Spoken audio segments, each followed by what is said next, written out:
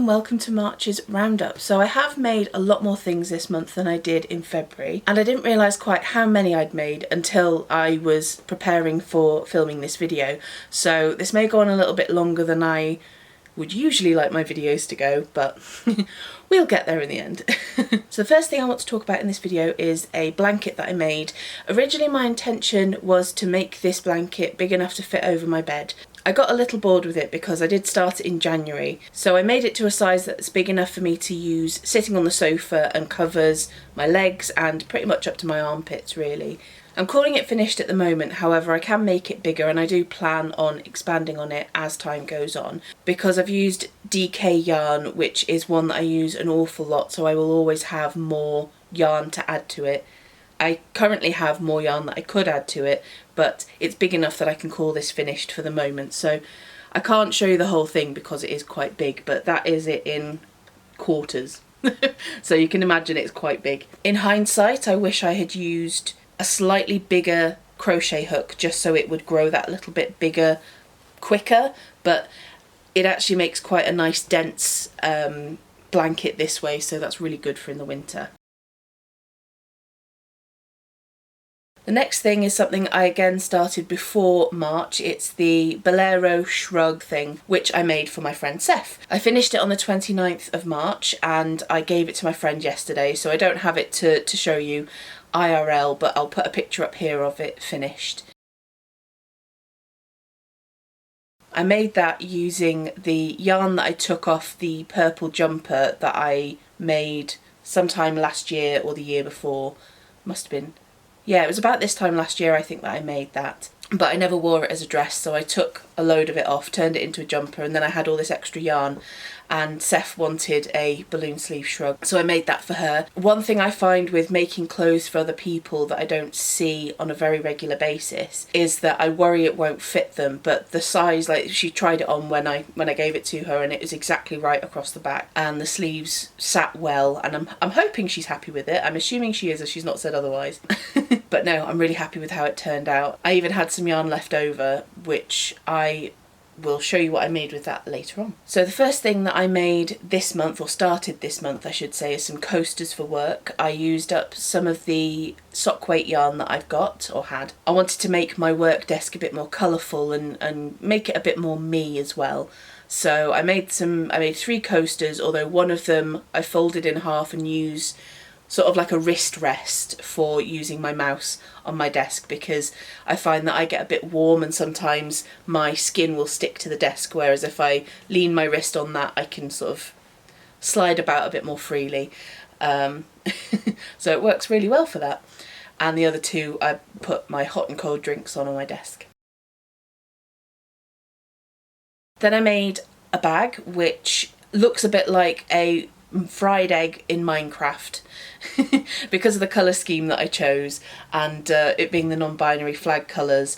Unfortunately, because of the way I made it, it looks like a fried egg, which wasn't intentional, but it's a good bag nevertheless. Usually when I make bags I tend to make them with like a flap and a button close, or like magnet closures, and I find that with a flap that goes over, sometimes it can get a bit stretched, or if I get a bit lazy and I'm not opening the button to open it, it stretches out and it looks a bit funny. And I have plenty of zips in my craft storage stash area.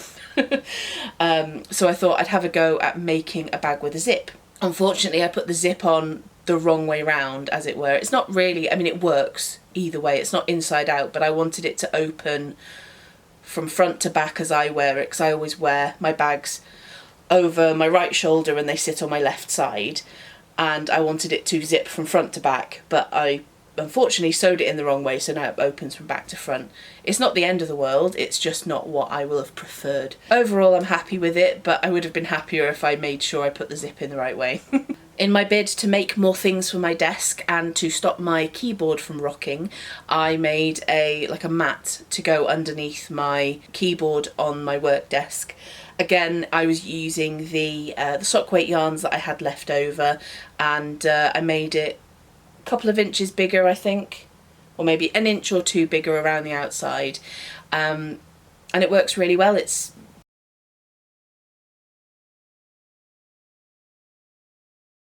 Then I made this bandana that I'm wearing now. I'm not a big bandana wearer. I want to be, but I'm not, because I find that when I wear them for too long, I get a little bit annoyed, or they don't feel like they're sitting right on my head. But I have plenty of this yarn. If you've watched my videos before, you'll recognise the yarn as the one that I made the Lord of the Rings gloves, hat and scarf combo set with, but I've still got quite a bit of it left. So I thought I'd make a little crochet bandana. I think it's a bit stiff and it's a little bit thick. I think in future, if I do make other bandanas, I'll use a lighter weight yarn like sock yarn, or something a lot sort of smaller, because it does feel a little bit dense. And for this time of year, that's not so bad because it can be a bit chilly outside, but if I want to wear this in the summer, then it's going to be way too warm from my head, you know, if it's hot and sunny and whatnot, whereas a lighter weight, thinner yarn will work a lot nicer. But I've got plenty of time and plenty of yarn to give it a go if I fancy. Another thing that I made for my desk at work is a desk tidy, because I do find I have a few bits and bobs that I have on my desk, and I wanted something to put them all in to keep them out of the way, so I don't have to pick loads of things up if I'm cleaning my desk or whatnot. So basically I just made a long rectangle until it was long enough to be the width that I wanted, and then I made a circle to sew on at the bottom, and I made it quite long, so if I have a lot of things I can have it tall, but at the moment and in the picture it's folded over in half. That gives it quite a good bit of structure actually. Yeah, I'm happy with how that turned out. I made it out of cotton yarn so it would be a bit stiffer and hold its shape a little bit more, because I've tried making things like that with acrylic yarn and it's just not had the stiffness that I've needed for it to keep its shape and be sort of stable as a tidy pot thing.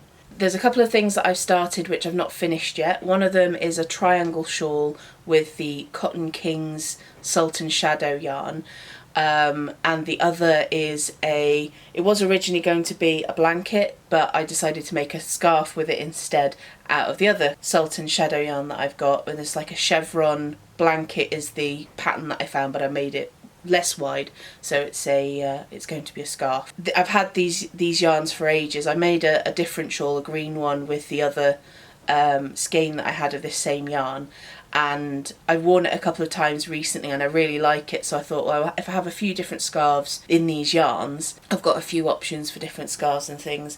I'm not too bothered about how long it takes me to make these, just because they're scarves and in the next few months I'm not going to need to use them. I may end up frogging them back and not using them. I don't know, I haven't decided yet, because I've not worked on them very much because I've had other things that have taken priority over the last few weeks since I started them. I kind of wish that I hadn't started them yet and that I'd waited, but they're not going to go anywhere.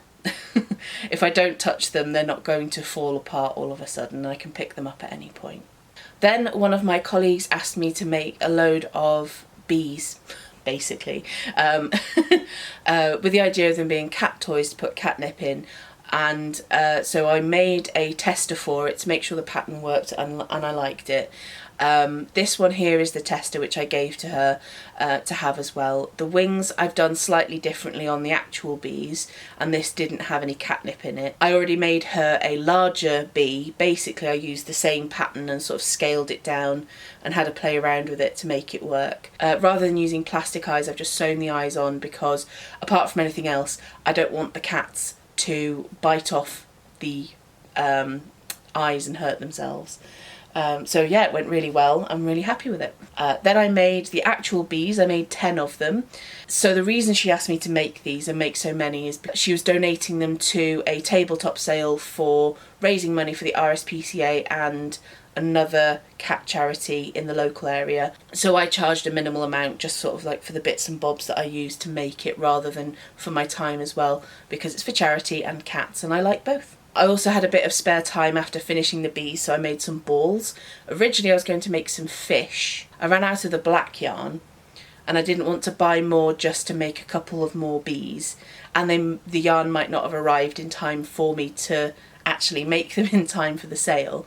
So I was going to make some fish. It looked a little bit like a certain pointy sex toy, and I just didn't fancy making a load of those. And so that I didn't waste time looking for another pattern and spending ages on that, I just made some balls instead with more of the catnip in them. And with the bees and the balls, what I did was I sewed like little pouches to put the catnip in, so that it didn't just sort of fall out of the holes if the cats ripped apart the toys or anything like that. And as far as I know, I think all of them sold as well, so that's good.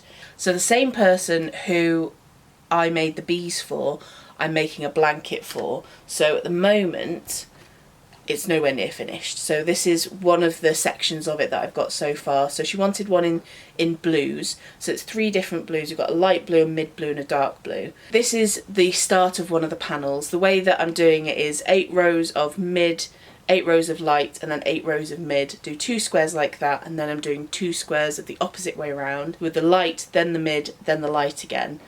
Then I'm going to connect those together and then do a bit more around the outside, and it should come to about 2 meters squared, which is more than big enough to go on a bed, which is what the brief was originally. I'm over halfway through with the squares because this is the 3rd one. I've done 2 already. So I've got to finish this one, do another one, and then attach it all together and do a border around the outside. I'm hoping it'll only take a couple of weeks more at this point, but because I'm working full time, obviously it's got to fit around that. And it does, after this point, it gets a bit unwieldy to take out and about, so it's pretty much my at-home project rather than at work or out and about project. But it's going well, and I've got a couple of days off now, so I'm hoping I can really get a big portion of it done now, so that then it's just more smaller bits to keep going with as time goes on. Now the other thing that I made with that purple yarn is a handbag. So this is what I made. It's got I believe it's called a kiss clasp, so it's one of those ones that snaps in like that, and it's a rectangular one. So what I did was I measured the opening here, and I made so that it's got a flat bottom rather than an open bottom. I made a template out of cardboard, made a granny rectangle for the bottom, and I attached that to the cardboard. But it's got part of an old Amazon box and then also some black craft card over the top, so that you can't really see it, but it gives it a bit of stiffness and stability, so it's got a flat bottom to sit on. And then I just did sort of like straight up and sewed it on, and then I've also used, you may recognise this material, I use this a lot for lining my bags because I've got a lot of it from an old cotton like tapestry blanket type thing that had some holes in it, so I've got lots of that material, so that's come in quite handy over the years. And then I've also attached a key ring to the inside of it for my fob for work, which is on a handy extender thingy, so I don't have to dig around in the bottom of my bag to find it when I get to work to get in. And I've got the strap that I use for all of my bags that I just swap around between bags because it's the right length and it's very handy. So that I started making that on Friday, and then I finished it on Saturday. I did the inside first and then I did the outside. So on Friday I did the lining on the inside, and then on Saturday I did all the crochet. And then to go with it, I also made a tiny little purse because when I got that kiss clasp, I also got this one. So it's a very tiny little purse, very handy for change and things like that. I don't have any at the moment, but I will do in the fullness of time. So that is, I made that with some sock yarn. I kind of wish I made it a little bit longer because I tried to put a banknote in it the other day, and it's not long enough to sit in there without me folding it up really small. But I have another purse that I already have, or is big enough to put notes in, so I use that instead. So that's it for March, and I'm going to have to wrap this up quickly because I didn't charge my camera before I started filming, and I think it might run out quite soon. If you'd like to find me elsewhere, there is a link down below to my Linktree, which has where you can find me anywhere else on the internet, and also my Etsy shop if you would like to order anything. I'm still on my yarn diet. Apart from the yarn that I've bought for this blanket, I haven't bought any new yarn recently. I'm still imposing I'm only buying yarn if it's for an order for someone else and not for something for me. and it is going well. However, I may have over-ordered on the yarn for this blanket, so I might need to make a lot of blue things. If you made it all the way to the end, thank you for bearing with me, and I'll see you next time.